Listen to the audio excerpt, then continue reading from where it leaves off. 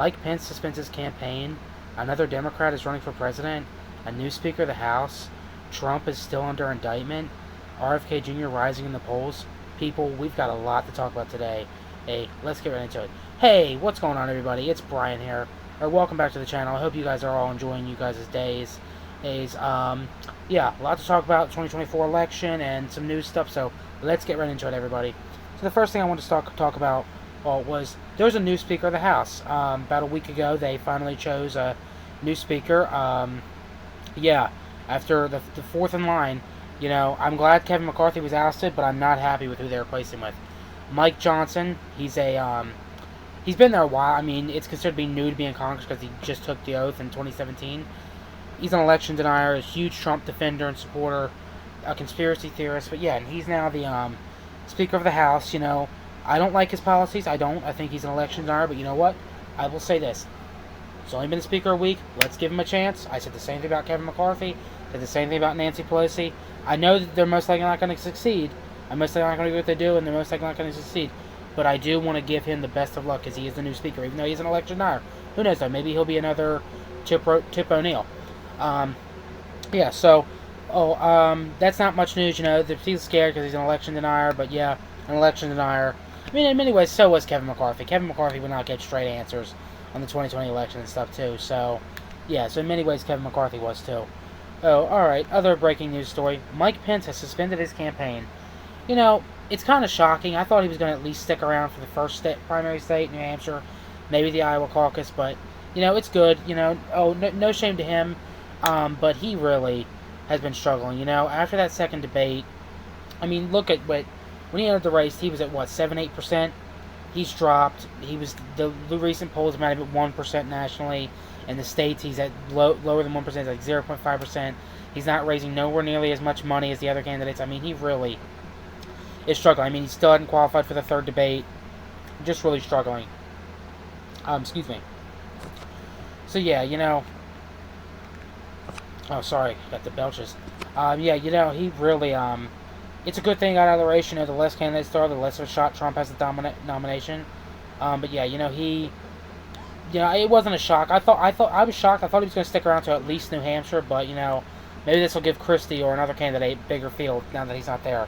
Yeah, that's not exactly shocking, but, you know, he's out of the race now. On the other side of the aisle, though, Dean Phillips, the Minnesota congressman, a Democrat, has announced he's going to be primarying. He's going to be running against President Joe Biden. So far, I like the positivity that's coming from his campaign. I do like that. But I do not like the defending of Joe Biden, saying that Joe Biden has been an excellent president and stuff like that. He has not been an excellent president. Anyone that would say Joe Biden has been an excellent president is severely wrong, because he has not been an excellent president in any way, shape, or form, and more than 80% of America agrees with that. So yeah, you know, I do like the positivity. I'm sure I'd like him better than Biden. I think they're all better than Biden, except maybe Elizabeth Warren and Kamala Harris. But yeah, you know, I think I'd probably like him better than Biden. You know, we're going to have to see if he gets anywhere. You know, it's unfortunate that New Hampshire and Iowa, the delegates aren't going to count. You're not going to receive any delegates. I think that's really stupid. And it's unfair. It's helping Biden, even though he'd probably win them anyways. But, yeah, you know, we're going to have to see how it plays out. We'll see if he gets close. He's most likely not going to be nominated. I mean, he's going to face the same struggle that Marianne Williamson is currently facing, or RFK did face before deciding to get the hell out of there and do the right thing and run as an independent. And he's also facing the challenge that any other person that would primary a sitting president would have. Just a huge struggle. You know, Joe Biden, I'm sure, is not going to debate. From what I've seen, he's kind of like the Vivek Ramaswamy, I'd say. Like, defending Biden, but, like, now running. I mean, he's only been in the campaign a day and a half, so we're going to have to see what comes out of it. So, yeah, I'll make more videos on it and let you guys know what happens with it. So, in other news, so we already talked about Speaker of the House. So I talked about Mike Pence dropping out and Dean Phillips. We're going to talk about RFK Jr. He is continuing to rise in the polls. He's now at 24% nationally. And some polls, there's other polls that have had him at 19%, but I'm more so with the 24% one. Yeah, you know, he continues to rise in the polls. He's continuing to raise money. You know, I think that he's got a real shot at having huge impact, maybe even winning this. You know, if he gets on that debate stage, and I think if it's Trump and Biden and he gets on that debate stage, I think he can win. I really do think that he can win the presidency, because Trump and Biden are so hated, and I think RFK Jr. has the potential. I really do. Yeah. So back to the other stuff. In the Republican primary field, Trump is still dominating in most states and nationally. Chris Christie's having a real struggle. He's not made it to the debate stage yet. So the only candidates that have qualified for the debate stage so far is Donald Trump, who's a coward, who's not going to attend, just like Biden. Nikki Haley and Vivek Ramaswamy and Ron DeSantis. Those are the only ones that have qualified. I don't. Mike Pence is going to his campaign, so he's out. I don't think Doug Burgum's going to qualify for this debate. But I do think that Tim Scott and Chris Christie will qualify because they're pretty close. Chris Christie's at 68,500 donors, and I believe Tim Scott's at around 67,000. They need 70,000, and the debate's in the end of November, so I do think that they will both meet the qualifications. I don't think Doug Burgum's going to make it. Asa Hutchinson, and I don't think he's going to make it. Perry Johnson and Larry Elder, I don't think they'll make it either. But yes, I think you're going to see four candidates. I think you're going to see Nikki Haley, Tim Scott, Chris Christie, and Ron DeSantis. Vivek Ramaswamy has not vowed that he's going to attend or not. Has not said he's going to attend the debate or not. He's being a coward just like Trump. He claims that it's because the DNC or the RNC, sorry, is so corrupt, which is true. But still, you need debates if you want to win. And plus, I think it's because he doesn't want to get called out by Christie and Haley again.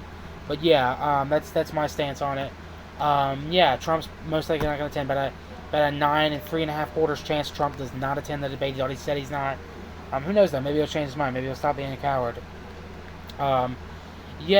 So another thing I wanted to mention in the video is David Pakman, another YouTuber.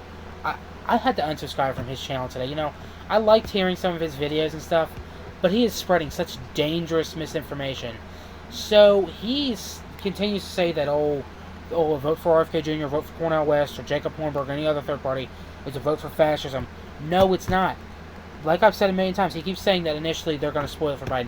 The only one that's going to spoil it for Biden is going to be Biden. Just like with Trump. The only one who's going to spoil it for Trump is Trump. Or any other Republican. So I just want to just denounce that, and David Pakman is so full of crap. And David, you know you are. If you want to debate me on this, you can. I know you're most likely not going to, but if you want to, you can come on my channel anytime, or I'll go on your channel, whatever. We can have a debate on this, because I guarantee that I'll out-talk you on it, and I'll bring the facts to the table that the third party can win. Because if a candidate's on the ballot, no matter what party they are, or who the candidate is, they can win if they're on the ballot. And, so then the last thing I wanted to mention is Ron DeSantis is not directly saying he would endorse RFK over Trump, but he's sort of hinting at it. And he said that he believes that if Trump's the nominee, RFK Jr. there'll be a lot more of an appeal for, and if someone else is the nominee, there'll be a lot less of an appeal. I 100% agree with him on that. I think there's going to be an appeal for an RFK Jr. or some strong third party. Either way we go. But with Trump, I think it's really going to be a huge thing. Same with Biden. I think if it's different nominees, it's a lot less of a hankering, but there's still definitely a hankering to shake up the government. There really is. So that's basically it, everyone. Just wanted to say thank you guys. We're at 41 subscribers now. Thanks everybody for subscribing. That's it for tonight. Please like this video, leave a comment, and subscribe for more, everybody. Have a good night.